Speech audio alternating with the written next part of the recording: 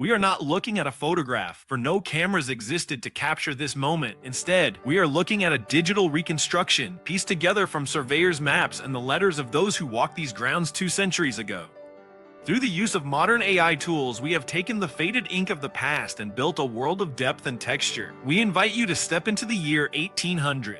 This is not the Washington D.C. of marble monuments and paved boulevards. It is a place of silence, broken only by the sound of the saw and the axe. Here, the United States is attempting to carve a capital city out of the Maryland countryside. The year is 1800. The federal government is moving from Philadelphia to the banks of the Potomac.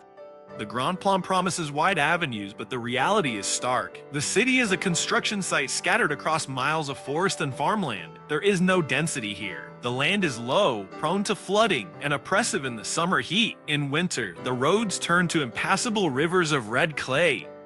It is a wilderness city, where government buildings stand like islands in a sea of scrub oak. We begin our walk at the northern edge. Before us stands a pale sandstone building. This is the residence intended for the head of state. It does not yet bear the name White House, though its porous sandstone has been whitewashed to protect it from the freezing rain. Notice the absence of the porticos. The structure feels exposed, sitting alone in a rough field. Workers, both free and enslaved, move across the grounds, clearing rubble. A simple wooden fence attempts to separate the house from the muddy expanse beyond. Inside, the plaster is still drying. It feels less like a palace and more like a country estate dropped unfinished into a clearing. Turning away, we look down the main artery, Pennsylvania Avenue. It is not a paved street. It is a wide, muddy gash through the landscape. Stumps of felled trees still dot the roadway, forcing carriages to weave carefully to avoid breaking an axle. On either side, the forest presses in. There are no rows of shops, no bustling crowds.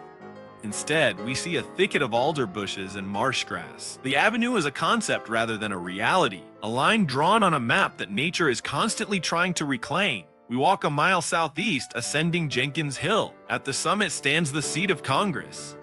The building you see is not the domed icon of the present day. In 1800, only the north wing is completed. It houses the Senate, the House, and the Supreme Court all within its limited walls. The south wing is merely a foundation. It is a lonely structure.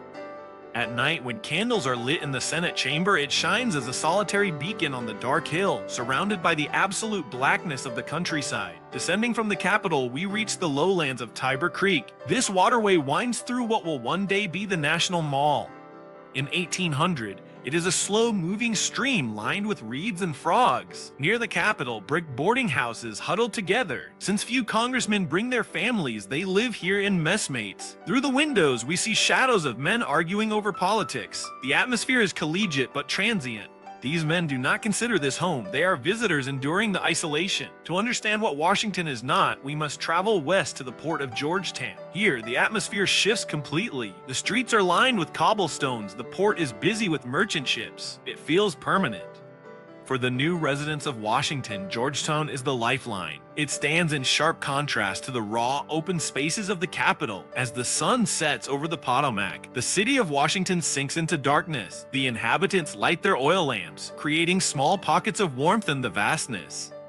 They could not know that the muddy path would become the route of inaugural parades. They lived in the uncertainty of the present, building a future they could only vaguely imagine. We pull back now. The wooden boarding houses dissolve. The mud hardens into asphalt.